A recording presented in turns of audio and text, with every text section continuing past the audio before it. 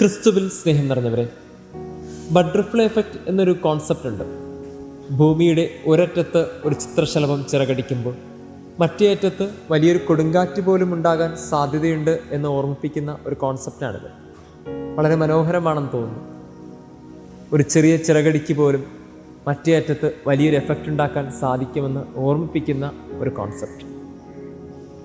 ഇന്ന് ആഗോളസഭ പരിശുദ്ധ കന്യകാമറിയത്തിൻ്റെ സന്ദർശന തിരുനാൾ ആഘോഷിക്കുകയാണ്.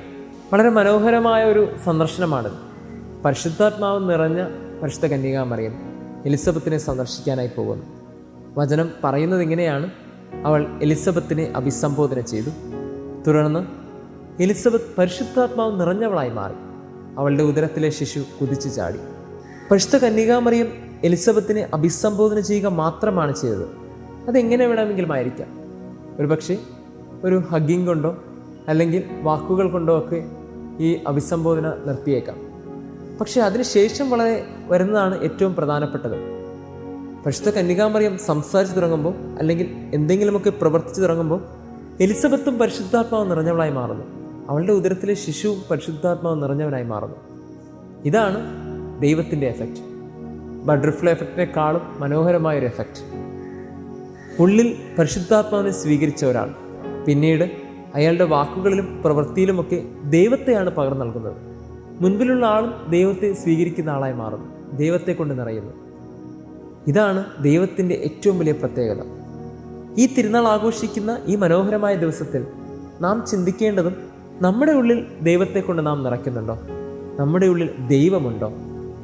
ദൈവത്തെ കൊണ്ട് നിറഞ്ഞവർക്ക്, ദൈവത്താൽ നിറഞ്ഞവർക്ക് ദൈവത്തെ മാത്രമേ പകർന്നു നൽകാൻ സാധിക്കുകയുള്ളൂ.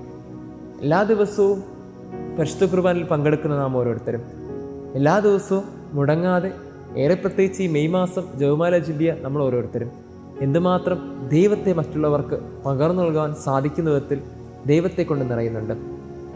പ്രിയമുള്ളവരെ, വാക്കുകളിലും ചിന്തയിലും പ്രവൃത്തിയിലും ദൈവത്താൽ നിറഞ്ഞവരാകാൻ ഈ ദിവസം നമുക്ക് പ്രാർത്ഥിക്കാം. പരിശുദ്ധ കന്യകാമറിയത്തിൻ്റെ സന്ദർശനം ആഭിചാരികമായൊരു സന്ദർശനമല്ല. പരിശുദ്ധ കന്യകാമറിയത്തിൻ്റെ സന്ദർശനം അത് വെറുതെ ഒരു നോട്ടത്തിൻ്റെയോ വെറുതെ ഒരു കാഴ്ചയുടെയോ സന്ദർശനമല്ല, മറിച്ച് അത് ദൈവത്തിൻ്റെ പദ്ധതിയാണ്. ബട്ടർഫ്ലൈ എഫക്റ്റ് കണക്ക് ദൈവത്തിൻ്റെ വലിയൊരു എഫക്റ്റ്, ദൈവത്തെ പകർന്നു നൽകുന്നൊരു എഫക്റ്റ് പരസ്പരം ഉണ്ടാകാനായി ദൈവം പദ്ധതിയോടുകൂടി പരിശുദ്ധ കന്യകാമറിയത്തെ എലിസബത്തിൻ്റെ അടുത്തേക്ക് അയക്കുകയാണ്.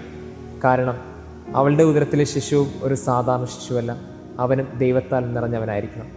ഇങ്ങനെ ദൈവത്താൽ നിറഞ്ഞ പരിശുദ്ധ കന്യകാമറിയം തൻ്റെ ഉള്ളിലെ ദൈവത്തെ മറ്റുള്ളവർക്ക് പകർന്നു നൽകിയ തിരുനാളിൻ്റെ ഓർമ്മപ്പെടുത്തലാണ് പരിശുദ്ധ കന്യകാമറിയത്തിൻ്റെ സന്ദർശന തിരുനാൾ. ദൈവം നമ്മെ അനുഗ്രഹിക്കട്ടെ.